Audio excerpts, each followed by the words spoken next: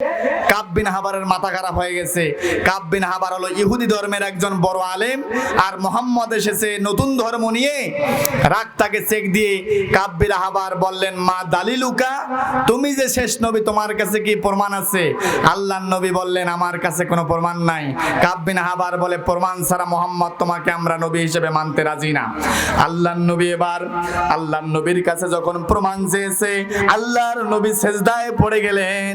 সেজদায় পড়ে যাওয়ার সঙ্গে সঙ্গে ফেরেশতা জিবরাইল এসে বলে, ইয়া রাসূলুল্লাহ, ইয়া হাবিবাল্লাহ, হতাশ হবেন না, আপনার কাছে কোনো প্রমাণ না থাকতে পারে। কাব বিন হাবারের হাতের মধ্যে যে কিতাবখানা, এই কিতাবের মধ্যে এক জায়গায় নয়, দুই জায়গায় নয়, প্রায় 82 জায়গায় আল্লাহ পাক আপনি নবী আগমনের পূর্বাভাস তাওরাত কিতাবের মধ্যে জানিয়ে দিয়েছেন। জোরে বলেন সুবহানাল্লাহ। এই কথা বলার সঙ্গে সঙ্গে সবাই অবাক হয়ে গেল। আব্দুল্লাহর বেটা মুহাম্মদের নাম তাওরাত কিতাবের মধ্যে আছে, আমাদেরকে কাব বিন হাবার কোনোদিন বলে নাই। এবার কাব বিন হাবারকে বলা হলো, আপনি তাওরাত কিতাবকে পাঠ করা শুরু করে দেন। যদি মুহাম্মদের নাম তাওরাত কিতাবের মধ্যে পাওয়া যায়, তাহলে আমরা তাকে নবী হিসাবে মানব।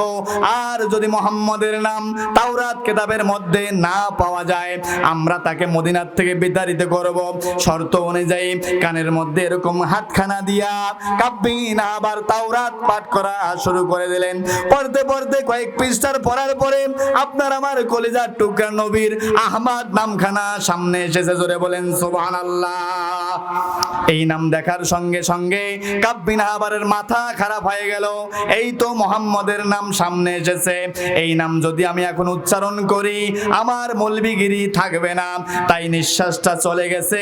এরকম একটা ভান করে আল্লাহর নবীর বরকতির নামটা বাদ দিয়ে সামনের দিকে পড়া শুরু করে দিয়েছে। মানে একটা বাটপাড়ি হয়েছে, আল্লাহর নবীর নামটা উচ্চারণ করা হয় নাই। আল্লাহর নবী বললেন, কাব বিন হাবার, এখানে দাড়ি নাই, কমা নাই, সেমিকোলন নাই, অক্ষ করার কোনো জায়গা নাই, আপনি এখানে থামলেন কেন? কাব বিন হাবার বলে, মুহাম্মদ তুমি নবী হইতে পারো না। কেন? তুমি কোনোদিন স্কুল কলেজ মাদ্রাসা বিশ্ববিদ্যালয়ে যাও নাই, তুমি কেমনে করে নবী হও? তুমি তো নবী হইতে পারো না। এবারে আল্লাহর নবী বললেন, ঠিক আছে, সামনের দিকে পড়েন। বাইনাস সাতারাইন ওয়া বাইনা রাওয়াতিল উখরা, দুইটা বর্ণনা এসেছে। কাব বিন হাবার যখন সামনের দিকে পড়া শুরু করলেন, আল্লাহর নবীর বরকতে দুইটা নাম একই পৃষ্ঠার দুই জায়গায় অথবা একই লাইনের পাশাপাশি দুইটা জায়গায় এসেছে।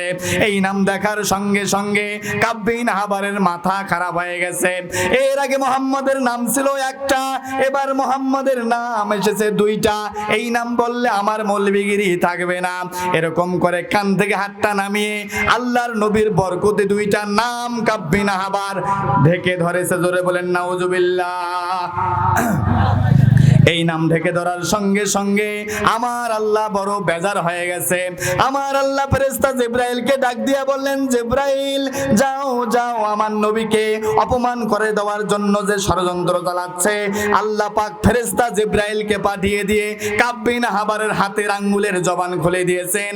আঙ্গুল বলতেছে, আশহাদু আল্লাহ ইলাহা ইল্লাল্লাহু ওয়া আশহাদু আন্না মুহাম্মাদান আবদুহু ওয়া রাসূলুহু। জোরে বলেন সুবহানাল্লাহ।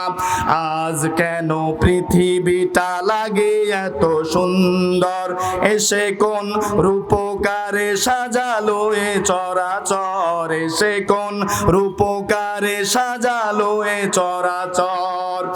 অবনীত ফেরেশতারা সেরে সাত আসমান নেমে এসে পৃথিবীতে গাহে কার গুণগান, গাহে কার গুণগান। সবখানে জয়ধ্বনি আল্লাহু আকবার, এসে কোন রূপকারে সাজালো এ চরাচর, এসে কোন রূপকারে সাজালো এ চরাচর। মারহাবা মারহাবা সৃজনের আহমদ, এসেছেন ধরণীতে নূর নবী হযরত, নূর নবী হযরত, নূর নবী হযরত। আলোকিত তাই মাতা আমেনার কুরে ঘর, সেই আলো অবগাহে পৃথিবীটা সুন্দর, এসে কোন রূপকারে সাজালো এ চরাচর, এসে কোন রূপকারে সাজালো এ চরাচর। আল্লাহর নবীর এই বরকতি নাম দেখার সঙ্গে সঙ্গে কাব বিন আহবারের যখন মাথা খারাপ হয়ে গেল, সে কি করলো? আল্লাহর নবীকে অপমান করার জন্য ষড়যন্ত্র করলো। আল্লাহ পাক ফেরেশতা জিবরাইলকে পাঠিয়ে দিয়ে তার নবীর সম্মান রক্ষা করেছে। জোরে বলেন সুবহানাল্লাহ। এইবারে কাব বিন আহবার আল্লাহর নবীকে জিজ্ঞাসা করলো, হে মুহাম্মদ, তুমি মক্কা থেকে এসেছো, তুমি ভালো মানুষ, তোমার প্রমাণ কাব বিন আহবারের কিতাবের মধ্যে, তাওরাত কিতাবের মধ্যে তুমি যে শ্রেষ্ঠ নবী, শেষ নবী, তোমার প্রমাণ আমরা পেয়ে গেছি। জোরে বলেন সুবহানাল্লাহ। তবে কাব বিন আহবার একটা প্রশ্ন করলো, হে আব্দুল্লাহর বেটা মুহাম্মদ, এই মুহূর্তে আমি তোমাকে একটা প্রশ্ন করব, একটা কথা বলবো, এই প্রশ্নের উত্তর যদি তুমি যথাযথভাবে দিতে পারো, আমরা সবাই তোমার হাতে হাত রেখে কালেমা পড়ে মুসলমান হয়ে যাব। জোরে বলেন সুবহানাল্লাহ। আল্লাহর নবী বললেন, বলেন বলেন, কি প্রশ্ন করবেন হে কাব বিন আহবার? কাব বিন আহবার ডাক দিয়ে বললেন, হে মুহাম্মদ, আমার হাতে যে কিতাবখানা, এই কিতাবের নাম হলো তাওরাত কিতাব। তাওরাত কিতাব যে নবীর উপরে নাজিল হয়েছে, সেই নবীর নাম হলো মুসা নবী। মুসা নবীর বংশ হলো বনি ইসরাইল। এই বনি ইসরাইলের মধ্যে আল্লাহ পাক একজন নয়, দুইজন নয়, প্রায় 70,000-এরও বেশি পয়গাম্বর পাঠিয়ে দিয়েছেন। জোরে আল্লাহু আকবার, আরো জোরে আল্লাহু আকবার। যে বংশের মধ্যে আল্লাহ 70,000-এর বেশি পয়গাম্বর পাঠিয়ে দিলেন, সেই বংশের মধ্যে শেষ নবী, শ্রেষ্ঠ নবীকে না পাঠিয়ে দিয়ে কুরাইশ বংশের মধ্যে আল্লাহ তোমাকে কেন পাঠালেন? এই প্রশ্নের উত্তরটা তুমি দিয়ে দাও। আল্লাহর নবীকে যখন এই প্রশ্নের উত্তর চেয়েছে, আমার নবীর মনটা বড় খারাপ হয়ে গেছে। আল্লাহর নবী সিজদায় গিয়ে বলেন, আল্লাহ, বনি ইসরাইলের মধ্যে তুমি 70,000 পয়গাম্বর পাঠিয়ে দিয়েছো, ভালো কথা, কিন্তু সেই বংশের মধ্যে আমাকে না পাঠিয়ে দিয়ে কুরাইশ বংশের মধ্যে কেন পাঠালে? আমি জানি না, জানি না। আল্লাহর নবী যখন সিজদায় পড়ে গেছে, আমার আল্লাহর সাথে সাথে ওহী নাজিল করেছে। জোরে বলেন সুবহানাল্লাহ, আরো জোরে বলেন সুবহানাল্লাহ। আল্লাহর নবীকে ওহী নাজিল করে আল্লাহ পাক জানিয়ে দিলেন কেন তাকে কুরাইশ বংশের মধ্যে পাঠানো হয়েছে। শুধু এইটা জানেন নাই, আল্লাহ পাক নবীকে জানিয়ে দিলেন কোন আমল করলে, কোন কাজ করলে পৃথিবীতে শয়তানের রাজত্বের খতম হবে, আবু জেহেল, উতবা, সাইবা, নমরুদের রাজত্বের খতম হবে, কোন কাজগুলা পৃথিবীতে আসার পরে আল্লাহর নবী করলে তাওহীদের কালেমা প্রতিষ্ঠা হবে, ওই কাজের কথা ওহী নাজিল করে আল্লাহ পাক তার নবীকে জানিয়ে দিয়েছেন। জোরে বলেন সুবহানাল্লাহ। আমার ভাইরা, আয়াত এবার নাজিল হয়ে গেল। এবার আমরা তাফসীরের মধ্যে প্রবেশ করব। এতক্ষণ যাবত আমি আপনাদের সামনে আয়াতের শানে নজুল, হিস্টোরিক্যাল ব্যাকগ্রাউন্ড বর্ণনা করেছি। এইবার আয়াত নাজিল হয়ে যাবে। আমার সাথে জবান খুলে সবাই পড়ে নাও, জুবিল্লাহি মিনাশ শাইতানির রাজিম। জোরে বলে নাও, একটু পানির ব্যবস্থা করেন। বিসমিল্লাহির রহমানির রহিম। রব্বানা ওয়াবাস ফীহিম রাসূলাম মিনহুম। রব্বানা, হে আমার প্রতিপালক, ওয়াবাস ফীহিম রাসূলাম মিনহুম, তাদের পক্ষ থেকে তাদের কাছে একজন রাসূল প্রেরণ করো। শেষ জামানায়, আখিরুজ জামানে, হিস্ট্রির শেষ প্রান্তে পৃথিবীতে যখন সুদ, ঘুষ, দুর্নীতি, রাহাজানি, ছিনতাই, মানুষ খুন, জেনা, ব্যভিচার, ধর্ষণে সমাজ যখন লিপ্ত থাকবে, এই সময় আসমানের নিচে, জমিনের উপরে তাদের পক্ষ থেকে তাদের কাছে একজন রাসূল প্রেরণ করেন। জোরে বলেন সুবহানাল্লাহ। রাসূলের এক নাম্বার দাওয়াতি কাজ হবে ইয়াতলু আলাইহিম আয়াতিকা। রাসূল পৃথিবীতে এসে আল্লাহর আয়াত পাঠ করে করে মানুষকে শোনাবে। জোরে বলেন সুবহানাল্লাহ। রাসূল আল্লাহর আয়াত পাঠ করে করে মানুষকে শুনিয়ে মানুষের ভাগ্য পরিবর্তন করলেন, জাহিলিয়াতের অন্ধকার দূর করলেন। আজকেও আমরা বক্তা সাহেবগণ, ইমাম সাহেবগণ, পীর সাহেবগণ, ওয়াজ ওয়াজ নসিহত সবকিছু করি, মানুষের ভাগ্য আজকে পরিবর্তন হয় না, কথা বলেন ঠিক কিনা?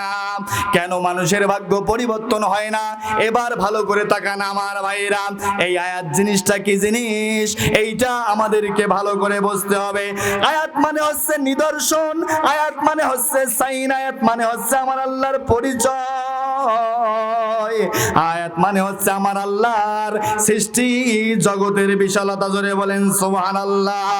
আজকে এই যে আমরা ঠাকুরগাঁ জেলায় অবস্থান করতেছি, এই ঠাকুরগাঁ জেলায় আল্লাহর সৃষ্টির শেষ নয়।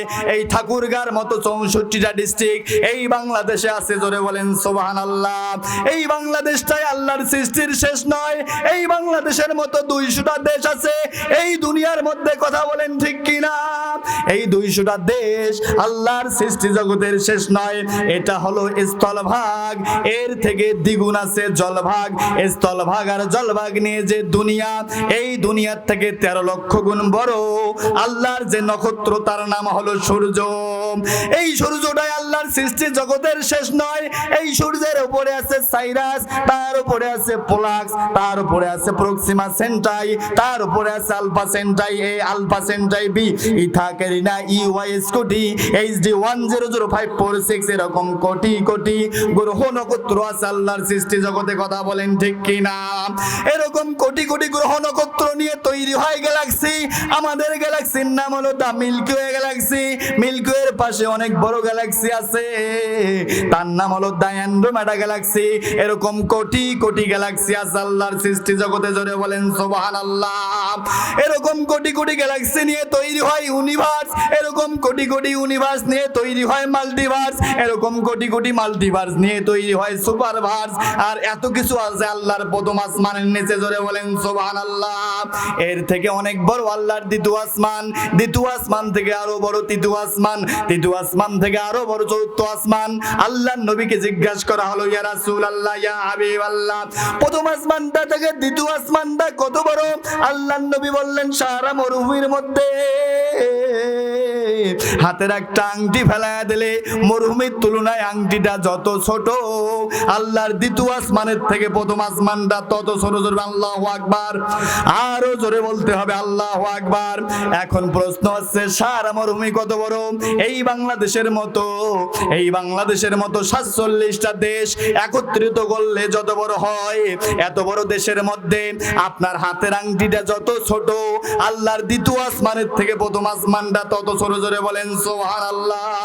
দ্বিতীয় আসমান থেকে তৃতীয় আসমান আরো 500 কোটি গুণ বড়, তৃতীয় আসমান থেকে চতুর্থ আসমান আরো 500 কোটি গুণ বড়, চতুর্থ আসমান থেকে পঞ্চম আসমান আরো 500 কোটি গুণ বড়, তার উপরে ষষ্ঠ আসমান, তার উপরে সপ্তম আসমান, সপ্তম আসমানের উপরে আল্লাহর আরশ কুরসি, সাকিনান ফিহা ওয়াল বিয়ারা ফিহা মা বাইনাস সামাওয়াতি ওয়াল আরদ, একবারে আকাশের সর্বোচ্চ স্তরে আল্লাহর আরশ কুরসি, তার উপরে আল্লাহর 70,000 নূরের পর্দা। জোরে বলেন সুবহানাল্লাহ। এই যে আল্লাহর বিশাল সৃষ্টি জগতের বর্ণনা, এই যে আল্লাহর সৃষ্টি জগতের বিশালতা, এই যে সৃষ্টি জগতের পরিচয়, এইটাই হলো আমার আল্লাহর আয়াত। জোরে বলেন সুবহানাল্লাহ। তাহলে এই সৃষ্টি জগৎটাই এত বড়। আমাদের প্রথম আসমান দ্বিতীয় আসমানের কথা বাদ দিলাম, আমাদের এই প্রথম আসমানের নিচে আমাদের এই যে ক্ষুদ্র গ্যালাক্সি আছে মিল্কি ওয়ে গ্যালাক্সি, এই মিল্কি ওয়ে গ্যালাক্সিটা এত বড়। এই মিল্কি ওয়ে গ্যালাক্সির মধ্যে পৃথিবীর থেকে 13 লক্ষ গুণ বড় যে নক্ষত্র আছে সূর্য, এই সূর্যকেই খুঁজে পাওয়া যাবে না, কথা বলেন ঠিক কিনা? যেই সৃষ্টি জগতের মধ্যে পৃথিবীর থেকে 13 লক্ষ গুণ বড় সূর্য, যেই সূর্যকেই যখন খুঁজে পাওয়া যাবে না, আপনার পৃথিবীর অস্তিত্ব সেখানে পাওয়া যাবে না, কথা বলেন ঠিক কিনা? আপনার পৃথিবীর অস্তিত্ব যদি খুঁজে না পাওয়া যায়, তাহলে বাংলাদেশের অস্তিত্ব খুঁজে পাওয়া যাবে না। বাংলাদেশের অস্তিত্ব যেখানে নাই, সেখানে বালিয়াডাঙ্গিকে আমরা খুঁজে পাবো না। বালিয়াডাঙ্গিকে যদি খুঁজে না পাওয়া যায়, তাহলে আপনি এই ক্ষুদ্র মানুষ হয়ে কিসের জন্য আপনি লোভ করেন, কিসের জন্য আপনি অহংকার করেন, আপনি কিসের জন্য হিংসা করেন, আপনি কত টাকার মালিক হয়ে হয়ে গেছেন, আল্লাহর আইনের কাছে আপনি মাথা নত করেন না, আল্লাহর বিধান আপনি মানেন না। এই জিনিসটা বোঝানোর জন্য রাসূলদের এক নাম্বার দাওয়াতি কাজ হলো ইয়াতলু আলাইহিম আয়াতিকা। হে রাসূল, আপনি মানুষের সামনে আল্লাহর আয়াত পাঠ করে করে শোনান। আল্লাহর নবী বললেন, হে পৃথিবীর মানুষেরা, হে পৃথিবীর মানুষেরা, এই সৃষ্টি জগৎটা এত বড়, আল্লাহর সৃষ্টি জগৎটা এত বড় যে একটা মাছির ডানার মূল্য আছে, তবু এই পৃথিবীটার মূল্য আল্লাহর কাছে নাই। তাহলে সেই পৃথিবীর একজন ক্ষুদ্র মানুষ হয়ে কেন আল্লাহর কাছে মাথা নত করেন না?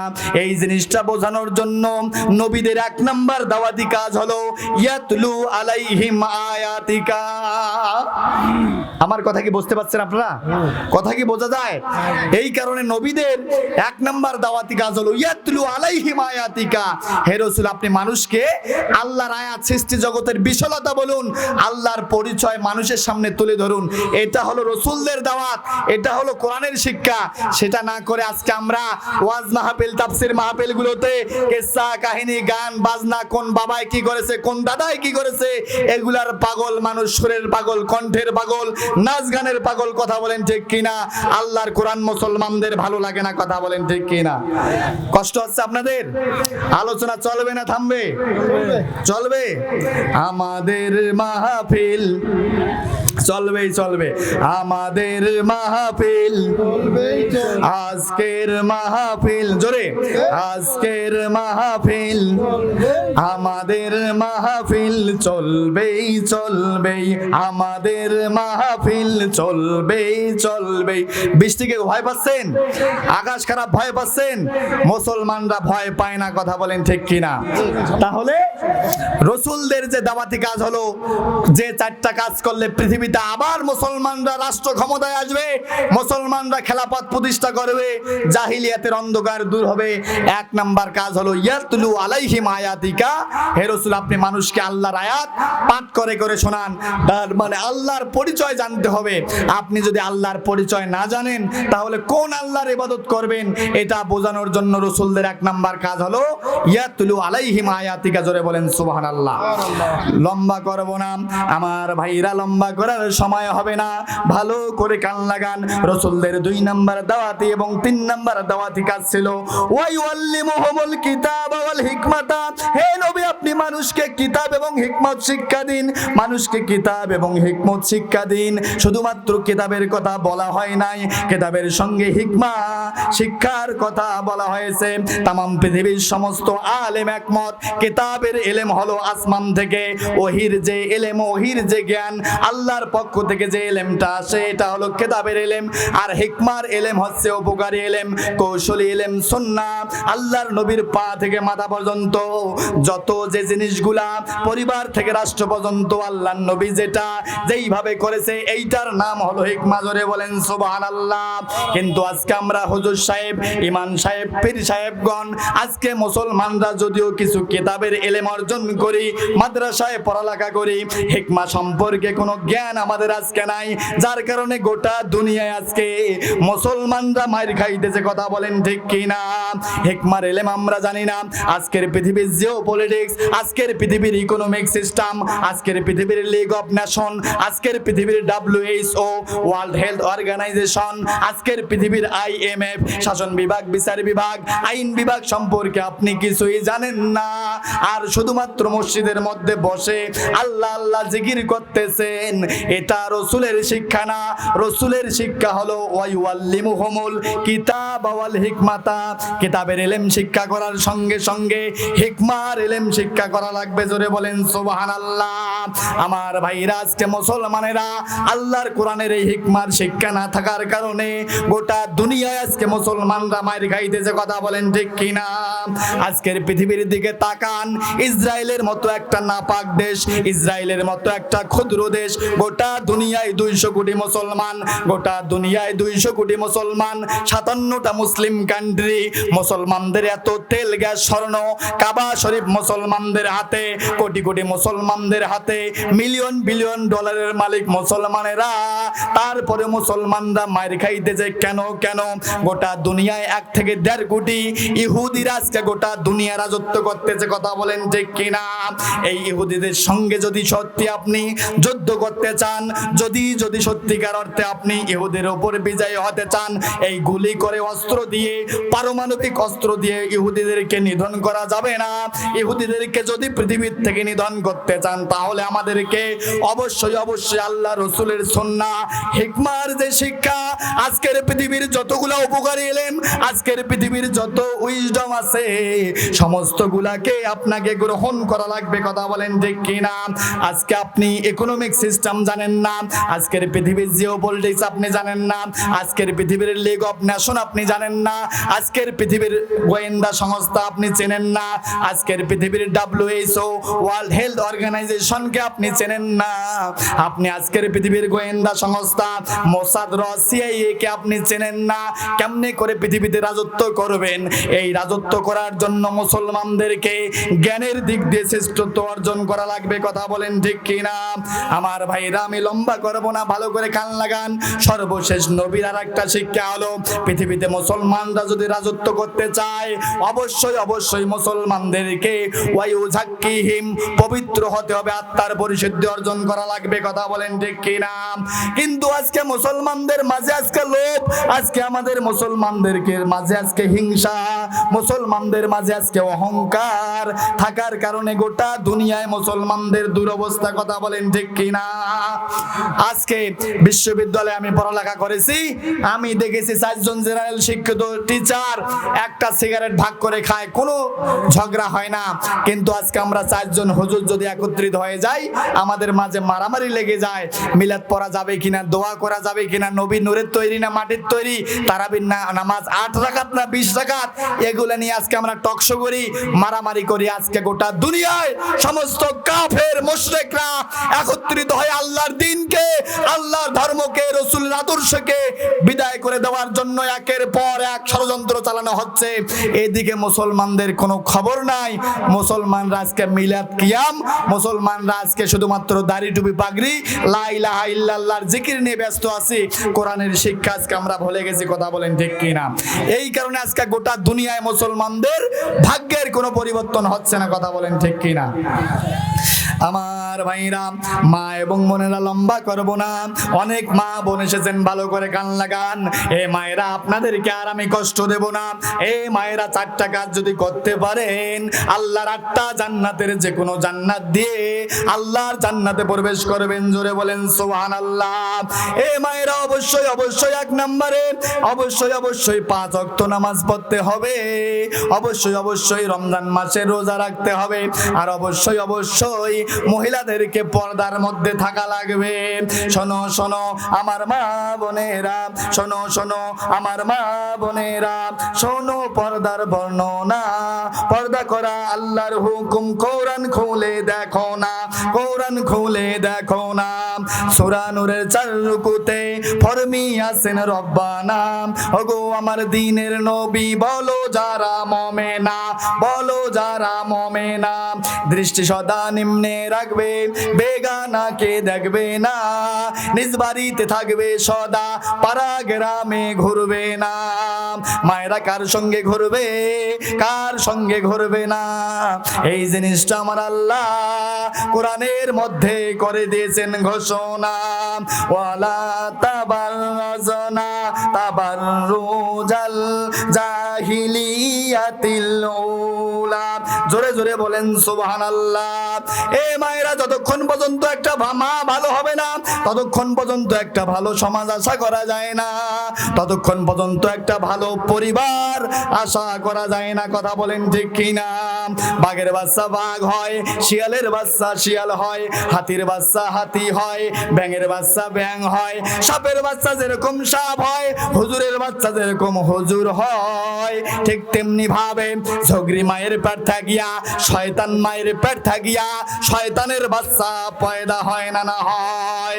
Black will did no other hue, কয়লা ধুইলে যেমন ময়লা যায় না, ভালো মা ছাড়া ভালো সন্তান আশা করা যায় না। কথা বলেন ঠিক কিনা? এজন্য আমার মায়েরা সন্তান জন্ম দেওয়ার সময় মায়েরা আমার করে যদি ভুল, এই সন্তানে কোরআন হাদিস করবে না কবুল। জ্ঞানী যারা বোঝে তারা শুধু ইশারায়, নাদানের বুঝাইতে কে পারে কোথায়। কিন্তু বর্তমানে মায়ের কথা কি বলিব হায়, মায়েরা আমার আজকে রাস্তায়তে যাওয়ার সময় ড্যাশ দিয়া যায় না, না যায়। পুরুষ লোকের প্যান্ট পরেছে, শার্ট দিয়েছে গায়ে, আমি বলি নারী পুরুষ চেনা নাই যায়।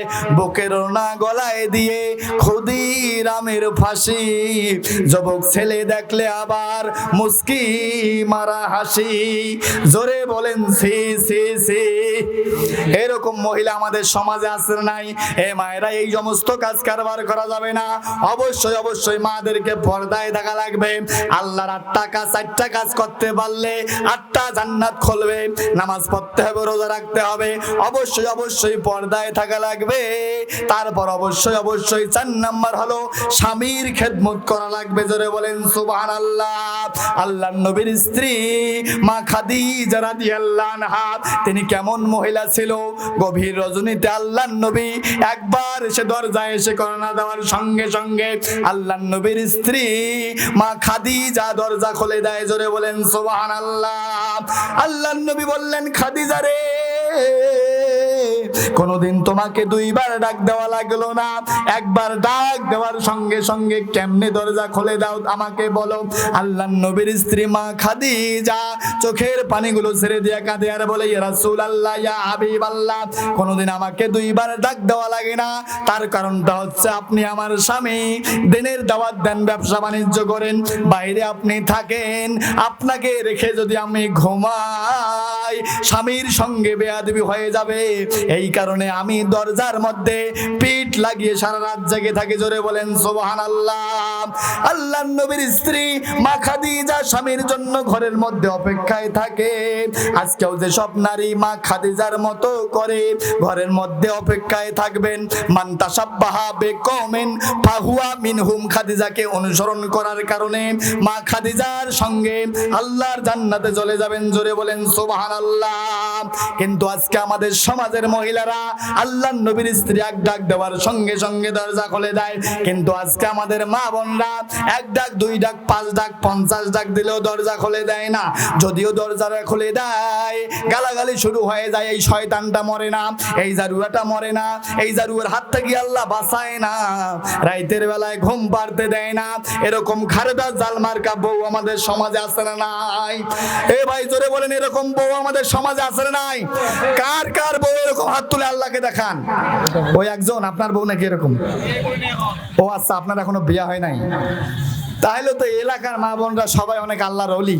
মা বোনদের ব্যাপারে তো ওয়াজ করে কোনো লাভ নাই। আসলে আজকে আমাদের সমাজে মা বোনদের এমন অবস্থা, ভাষায় কল্পনা করা যায় না। কথা বলেন ঠিক কিনা? আপনারা কি আমার আলোচনা বোঝা যাচ্ছে? কষ্ট হচ্ছে? আলোচনা চলবে না বন্ধ হবে? চলবে। কতক্ষণ? সারা রাত। ঠিক আছে, আপনি থাকেন, আমার কালকে প্রোগ্রাম আছে জামালপুর, ময়মনসিংহ জামালপুর, আমি চলে যাব, আপনারা থাকেন। তো যে কথা বলতেছিলাম, মহিলাদের অবস্থা এত খারাপ। আমি একটা উপন্যাস পড়েছিলাম, সেখানে এক মহিলা স্বামীর কবরের মধ্যে পাখা দিয়ে বাতাস করতেছে। এই গরমের দিন পাংখা চেনেন না? বাতাস করে, এই পাংখা দিয়ে স্বামীর কবরের মধ্যে বাতাস করতেছে। আমি চিন্তা করলাম, আল্লাহ, এত ভালো মহিলা স্বামী মারা যাওয়ার পর স্বামীর কবরের মধ্যে পাখা দিয়ে বাতাস করে, এরকম ভালো মহিলা কি এই বালিয়াডাঙ্গিতে খুঁজে পাওয়া যাবে? কথা বলেন, গোটা ঠাকুরগাঁ জেলায় পাওয়া যাবে? মনে করে মনে মনে দোয়া করলাম, আল্লাহ, আমার তো এখনো বিয়ে হয়নি, আল্লাহ আমার জন্য এরকম একটা বউ হয়। আচ্ছা বলেন তো, এরকম ভালো মেয়ে দেখলে এরকম একটা চিন্তা আসাটাই স্বাভাবিক। কথা বলেন ঠিক কিনা? দোয়া করলাম আল্লাহ। আমি মনে মনে চিন্তা করলাম যে স্বামীর কবরের মধ্যে বাতাস করে লাভ কি? স্বামীর জন্য দোয়া করলে এই দোয়া কবরের মধ্যে যাবে, কিন্তু স্বামীর কবরের মধ্যে বাতাস করলে এই বাতাস কি কবরের মধ্যে যাবে? যাবে না। চিন্তা করলাম, এই মহিলা মনে হয় পাগলা নাকি, কি সমস্যা, পাগলি নাকি? খোঁজ নিয়ে জানলাম আসল ঘটনা কি। আসল ঘটনা হচ্ছে এই মহিলার স্বামী যখন মারা গেছে, মারা যাওয়ার কয়েকদিন পরে ইমাম সাহেবকে বলেছে, হুজুর আপনি আমার অন্য জায়গায় একটি বিবাহের ব্যবস্থা করে দেন। ইমাম সাহেব বলেছে যে না, বিবাহ হবে না, কারণ আপনার স্বামী মারা যাওয়ার মাত্র কয়েকদিন হয়েছে, যতদিন পর্যন্ত শরীয়ত অনুযায়ী আপনার ইদ্যত পালন শেষ হবে না, 110 দিন বা 20 দিন যাবে না, ততদিন পর্যন্ত আপনি অন্য জায়গায় বিয়ে করতে পারবেন না। তখন এই মহিলা বলেছে, না হুজুর আপনি যে কোনো ভাবে হোক আমাকে বিকল্প একটা ফতোয়া দিয়ে দেন, আমার বিয়েটার ব্যবস্থা করে দেন। হুজুর বলেছে যে বুদ্ধি একটা আছে। কি বুদ্ধি? আপনার স্বামীর কবরের মাটি যতদিন শুকাবে না অতদিন পর্যন্ত আপনার অন্য জায়গায় বিয়ে করা যাবে না। এই কারণে এই মহিলা চিন্তা করলো, তাহলে দেখি স্বামীর কবরের মাটি কেমনে করে তাড়াতাড়ি শুকানো যায়। পাখা দিয়ে স্বামীর কবরের মধ্যে বাতাস করতেছে যাতে তাড়াতাড়ি স্বামীর কবরের মাটি শুকিয়ে যায়, আর এই মহিলার যাতে তাড়াতাড়ি অন্য জায়গায় বিয়ে হয়ে যায়। জোরে বলেন সুবহানাল্লাহ। আমি চিন্তা করলাম, আল্লাহ, একে তো আল্লাহর ওলি ভাবছিলাম, কিন্তু এ তো খারেদা জাল ফেলের কাছে, এর বুদ্ধির কাছে। কথা বলেন ঠিক কিনা? তাড়াতাড়ি অন্য জায়গায় বিয়ে হওয়ার